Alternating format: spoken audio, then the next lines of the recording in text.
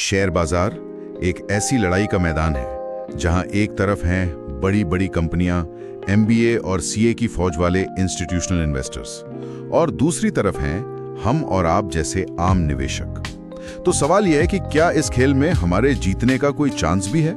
आज हम zebra learn की किताब स्टॉक इन्वेस्टिंग फॉर इंडिविजुअल्स के कुछ हिस्सों के जरिए इसी की पड़ताल करेंगे। हमारा मिशन है ये समझना कि एक आम निवेशक जिसके पास लिमिटेड टाइम और रिसोर्सेज है, वो इस दुनिया में कैसे अपनी जगह बना सकता है। और ये सवाल बहुत जरूरी है क्योंकि बाजार को अक्सर एक मुश्किल या डरावनी जगह की तरह देखा जाता है। लेकिन अगर हम कुछ बुनियादी नियमों को समझ लें तो ये लड़ाई उतनी भी नामुमकिन नहीं है।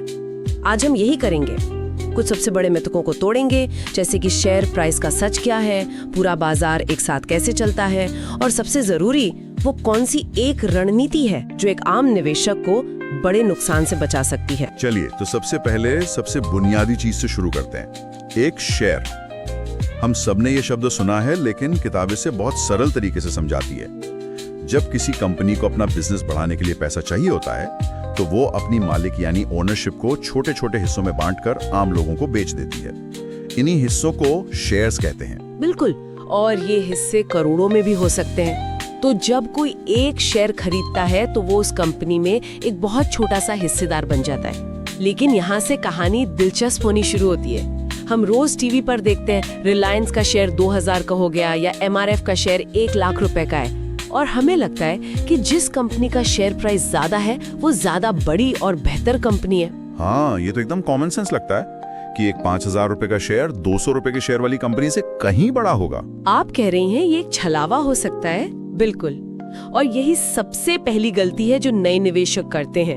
वो महंगे शेयर को बड़ी कंपनी और सस्ते शेयर को छोटी कंपनी समझ लेते हैं, जबकि असलियत पूरी तरह से मार्केट कैपिटलाइजेशन या मार्केट कैप पर टिकी होती है।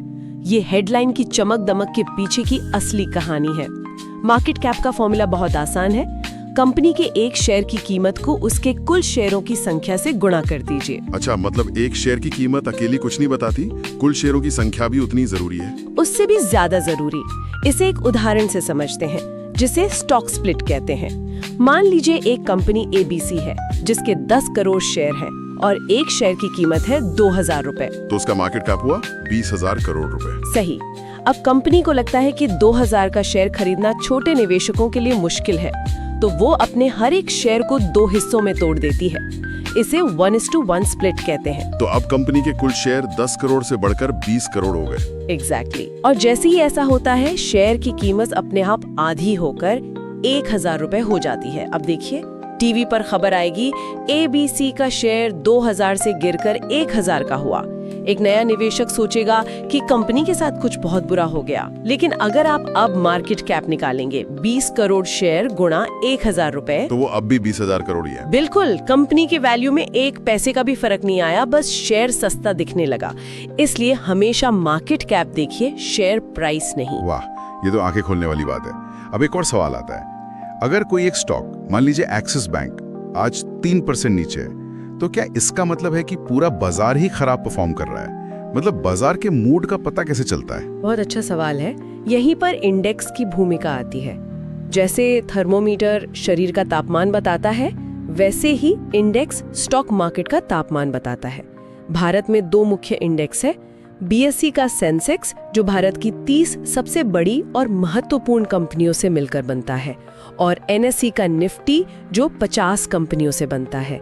ये कंपनियां अलग अलग सेक्टर से चुनी जाती हैं ताकि वो पूरी इकोनॉमी की सेहत का एक आईना बन सकें। तो जब हम सुनते हैं कि सेंसेक्स 500 पॉइंट ऊपर गया, तो इसका मतलब है कि इन 30 बड़ी कंपनियों ने औसतन अच्छा प्रदर्शन किया है और बाजार में ऑप्टिमिज्म, मतलब एक सकारात्मक माहौल है। हाँ, लेकिन यहाँ औसतन शब्द में भी एक पेच है। इंडेक्स में हर कंपनी का वजन बराबर नहीं होता। जिस कंपनी का मार्केट कैप जितना ज्यादा होता है, इंडेक्स में उसका वेट यानी महत्व भी उतना ही ज्यादा होता है। जुलाई 2022 के डेटा के अनुसार सेंसेक्स में फाइनेंशियल सर्विसेज सेक्टर का वेट लगभग 40% था, जिसमें एचडीएफसी बैंक जैसी कंपनियां आती हैं। आईटी का करीब 18% और तेल गैस का 15% था। अच्छा, तो इसका मतलब ये हुआ कि अगर मैं बाजार का अंदाजा लगाना चाहता हूँ तो मुझे सिर्फ ये नहीं देखना कि सेंसेक्स ऊपर है या नीचे, बल्कि ये भी देखना चाहिए कि उसे ऊपर या नीचे कौन ले जा रहा है। अगर सिर्फ रिलायंस या HDFC बैंक की वजह से बाजार ऊपर है, तो शायद बाकी 28 कंपनियों की हालत उतनी अच्छी ना हो। Exactly! You've hit the nail on the head. इसे नैरो रैली कहते हैं। ये एक बहुत जरूरी संकेत होता है। अगर बाजार की तेजी सिर्फ 2-3 बड़े शेयरों पर टिकी है, तो वो अक्सर बहुत टिकाऊ नहीं होती है। एक स्वस्थ बाजार में ज्यादातर सेक्टर्स और कंपनियां साथ मिलकर ऊपर जाती हैं। तो एक स्मार्ट निवेशक सिर्फ हेडलाइन नंबर नहीं देखता, उसके पीछे की कहानी को समझने की कोशिश करता है। तो बाजार की मशीनरी तो समझ आ गई, शेयर क्या है, मार्केट कैप क्यों जरूरी है और इंडेक्स कैसे पूरी तस्वीर दिखाते हैं। लेकिन इस मशीन को चलाने वाले लोग कौन हैं? मतलब जब मैं एक शेयर खरीदता हूं तो मैं किसके खिलाफ दांव लगा रहा हूं? ये डेविड बनाम गोलियत वाली लड़ाई में गोलियत कौन है? गोलियत है इंस्टीट्यूशनल इन्वेस्टर्स। ये वो पेशेवर लोग हैं, CA, MBA, CFA, जो बड़ी बड़ी संस्थाओं जैसे म्यूचुअल फंड, इंश्योरेंस कंपनियों या विदेशी फंड्स के लिए हजारों करोड़ रुपए का निवेश मैनेज करते हैं। उनका पूरा दिन हफ्ते के 7 दिन सिर्फ कंपनियों पर रिसर्च करने, उनके मैनेजमेंट से मिलने और इकोनॉमी को समझने में जाता है। और डेविड यानी हम और आप जैसे रिटेल इन्वेस्टर्स, किताब कहती है कि अगर कोई हफ्ते में 4-5 घंटे स्टॉक मार्केट को दे सकता है, तो वो एक रिटेल निवेशक के तौर पर आगे बढ़ सकता है। लेकिन 4-5 घंटे और 40-50 घंटे में तो बहुत फर्क है। जाहिर है इंस्टीट्यूशनल इन्वेस्टर्स के पास कुछ सुपर पावर्स होंगी। बिल्कुल, उनकी सबसे बड़ी सुपर पावर है एक्सेस। उनके पास ब्लूमबर्ग टर्मिनल जैसे महंगे डेटा टूल्स होते हैं, प्रीमियम रिसर्च रिपोर्ट्स होती हैं, और सबसे बड़ी बात, वो सीधे कंपनी के CEO या CFO से मीटिंग कर सकते हैं। वो फैक्ट्री विजिट कर सकते हैं, मैनेजमेंट से कड़े सवाल पूछ सकते हैं कि कंपनी का भविष्य का प्लान क्या है। ये जानकारी एक आम निवेशक तक कभी नहीं पहुंचती। तो फिर एक रिटेल निवेशक उनके साथ मुकाबला कैसे करे? हमारे पास तो ना इतनी ट्रेनिंग है, ना ही मैनेजमेंट तक पहुंच। क्या हमारे लिए ये खेल पहले से ही हारा हुआ है? नहीं, बिल्कुल नहीं, क्योंकि रिटेल निवेशक के पास भी एक बहुत बड़ी ताकत है जो इंस्टीट्यूशनल निवेशक के पास नहीं होती, धैर्य और आजादी। एक म्यूचुअल फंड मैनेजर पर हर 3 महीने में अच्छे रिजल्ट्स दिखाने का दबाव होता है। अगर उसका फंड अच्छा परफॉर्म नहीं कर रहा, तो निवेशक अपना पैसा निकाल लेंगे। लेकिन एक रिटेल निवेशक 5 या 10 साल के लिए निवेश करके बैठ सकता है। उसे किसी को जवाब नहीं देना है, और यहीं पर उसकी सबसे बड़ी रणनीति काम आती है, डाइवर्सिफिकेशन। अपने सारे अंडे एक ही टोकरी में न रखना। हाँ, लेकिन ये सिर्फ एक कहावत नहीं है, ये गणित है। किताब में इसका एक जबरदस्त उदाहरण है। मान लीजिए किसी ने अपना पूरा 10 लाख का पोर्टफोलियो बनाया और उसका 20% यानी 2 लाख रुपए सिर्फ HDFC बैंक में लगा दिया, क्योंकि उसे वो सबसे अच्छी कंपनी लगती थी।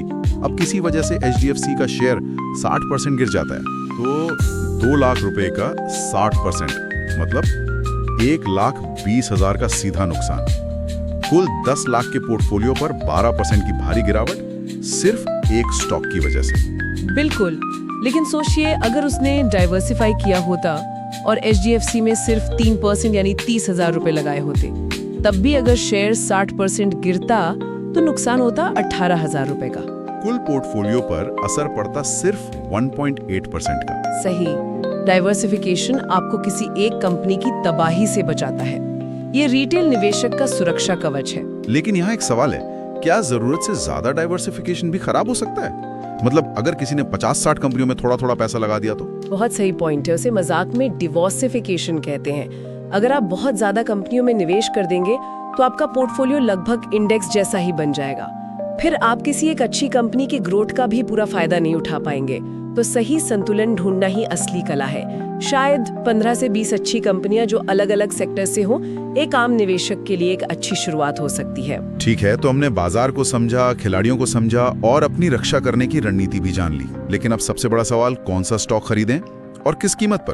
क्योंकि अच्छी कंपनी खरीदना ही काफी नहीं है, उसे सही कीमत पर खरीदना भी जरूरी है। यहीं पर किताब एक बहुत ही गहरी अवधारणा सामने रखती है।